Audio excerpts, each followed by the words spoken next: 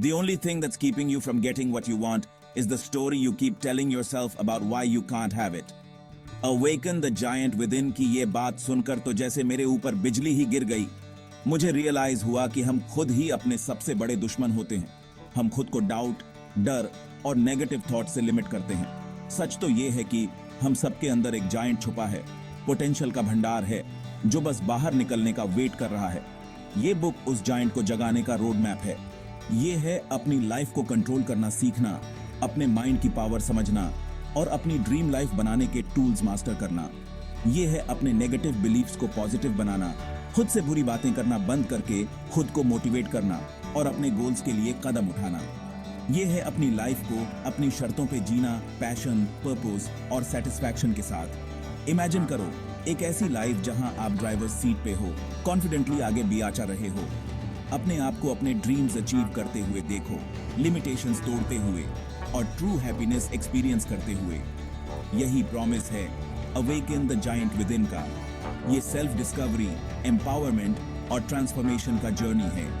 ये बुक सिर्फ पढ़ने और समझने के लिए नहीं है, ये अप्लाई करने के लिए है। ये है नॉलेज, स्ट्रैटेजीज और इंसाइट्स लेकर उनको एक्शन में लाना। ये है मेहनत करना, अपनी कंफर्ट जोन से बाहर निकलना और उस ग्रेटनेस को अचीव करना जो आपके अंदर है। तो क्या आप तैयार हैं अपने अंदर के जायंट को जगाने के लिए?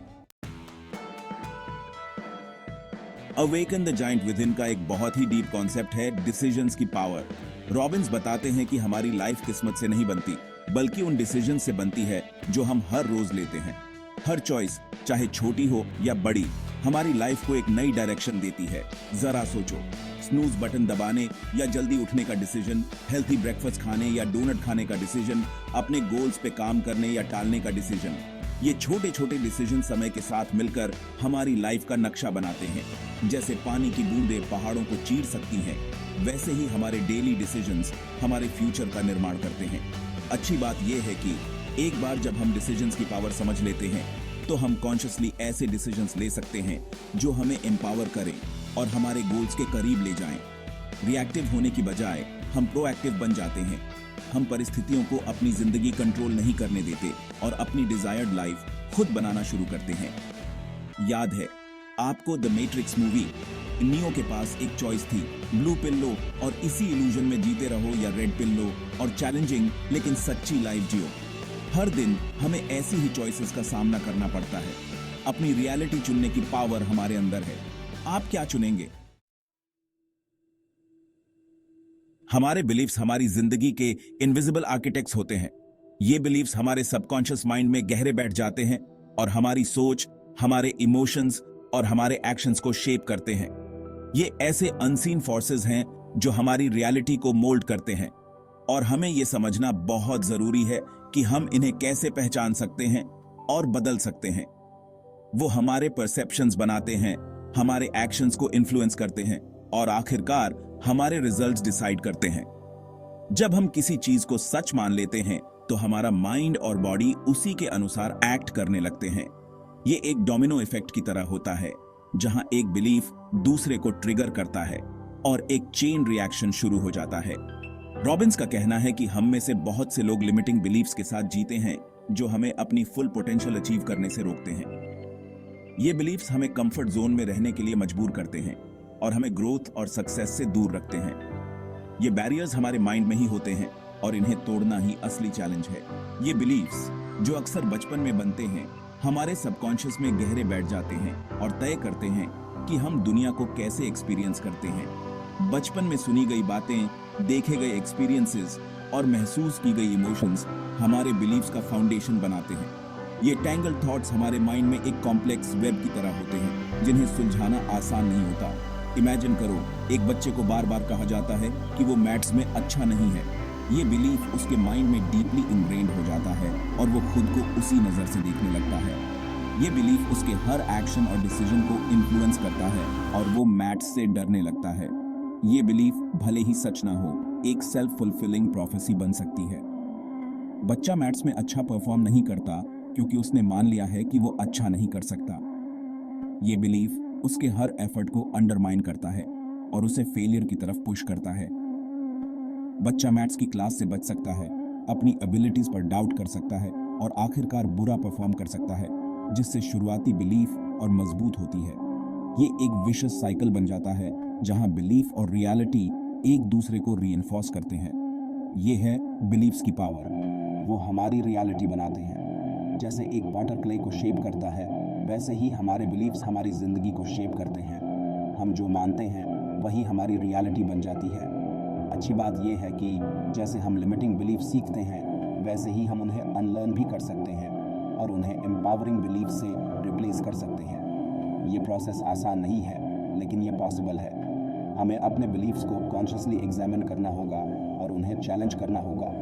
अपने लिमिटिंग बिलीफ्स को आइडेंटिफाई और चैलेंज करके हम उनसे फ्री हो सकते हैं और अपनी लाइफ के लिए एक नया ब्लूप्रिंट बना सकते हैं। ये एक जर्नी है जहां हम अपने माइंड के पजल पीसेस को फिर से असेंबल करते हैं और एक नई एम्पावरिंग रियलिटी क्रिएट करते हैं। हम अपनी एबिलिटीज़ पर बिलीव करना, चैलेंजेस को एक्सेप्ट करना और अपनी पावर में आना चूज़ कर सकते हैं। ये एक कॉन्शियस चॉइस है जो हमें अपनी लाइफ को ट्रांसफॉर्म करने की पावर देती है। हर ऑब्स्टिकल एक अपॉर्चुनिटी बन जाता है और हर चैलेंज एक स्टेपिंग स्टोन। याद है आपको रॉजर बैनिस्टर की कहानी, जो 4 मिनट माइल तोड़ने वाले पहले आदमी थे? उनकी स्टोरी हमें सिखाती है कि इम्पॉसिबल कुछ भी नहीं है अगर हम अपने बिलीव्स को बदलने के लिए तैयार हैं। सालों तक एथलीट्स का मानना था कि ये करना इम्पॉसिबल है। ये बिलीफ उनके माइंड में डीपली इनग्रेन्ड था और उन्होंने इसे चैलेंज करने की कोशिश भी नहीं की। लेकिन बैनिस्टर ने इस बिलीफ को तोड़ने का डिसीजन लिया। लेकिन खुद पर बैनिस्टर की बिलीफ और उनकी कोशिशों ने इस लिमिटिंग बिलीफ को तोड़ दिया और दुनिया भर के रनर्स के लिए पॉसिबिलिटीज़ के द्वार खोल दिया। उनके अचीवमेंट ने एक रिपल इफेक्ट क्रिएट किया, जिससे कई और एथलीट्स ने भी इस माइलस्टोन को अचीव किया। आप कौन से लिमिटिंग बिलीफ्स को तोड़ने के लिए तैयार हैं? ये सवाल खुद से पूछें और अपने माइंड की चेन्स को तोड़ें। रिमेंबर, आपकी रियलिटी आपके बिलीफ्स का रिफ्लेक्शन है। So choose your beliefs wisely and shape your reality accordingly. हमारे द्वारा इस्तेमाल किए जाने वाले शब्दों में बहुत पावर होती है। वे हमारे थॉट्स को शेप देते हैं, हमारे इमोशंस को इन्फ्लुएंस करते हैं और हमारे एक्शंस पर इम्पैक्ट डालते हैं। रॉबिन्स सिंटैक्स ऑफ सक्सेस का यूज करने की इंपॉर्टेंस पर जोर देते हैं। एक ऐसी लैंग्वेज जो हमें एम्पावर करती है, मोटिवेट करती है और हमें अपने गोल्स की ओर ले जाती है। जरा सोचो, जब हम कॉन्स्टेंटली नेगेटिव सेल्फ टॉक करते हैं, खुद से कहते हैं कि मैं नहीं कर सकता, मैं काफी अच्छा नहीं हूं या ये बहुत मुश्किल है, तो हम एक सेल्फ डिफीटिंग साइकिल बनाते हैं। ये negative word self fulfilling prophecies बन जाते हैं जो हमारे लिमिटिंग बिलीफ्स को रीइंफोर्स करते हैं और हमें अपने गोल्स को अचीव करने से रोकते हैं।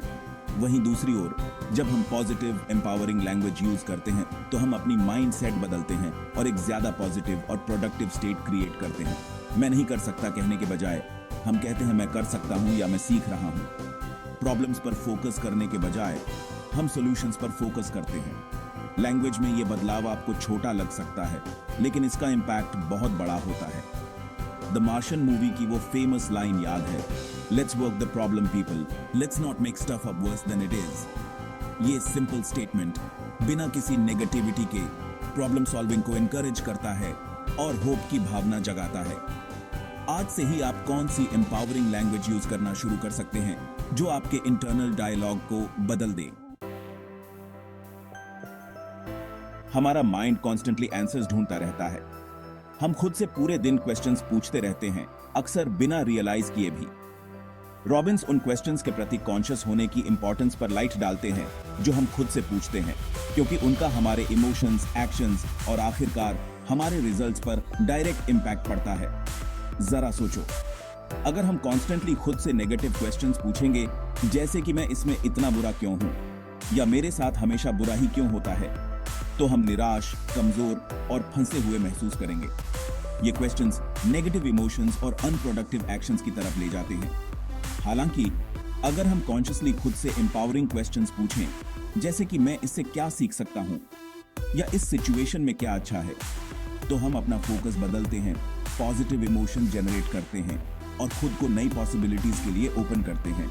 हमारे क्वेश्चंस की क्वालिटी डायरेक्टली हमारी लाइफ की क्वालिटी डिसाइड करती है। थॉमस एडिसन की कहानी याद है, जिन्होंने फेमसली कहा था, मैं फेल नहीं हुआ हूं, मैंने बस 10,000 तरीके खोज निकाले हैं जो काम नहीं करते। अपनी फेलियर्स पर ध्यान देने के बजाय एडिसन ने खुद से पूछा, मैंने क्या सीखा उनके लगातार सवाल पूछने ने उन्हें हिस्ट्री के सबसे सिग्निफिकेंट इन्वेंशंस में से एक तक पहुंचाया। आज से ही आप खुद से कौन से एम्पावरिंग क्वेश्चंस पूछना शुरू कर सकते हैं?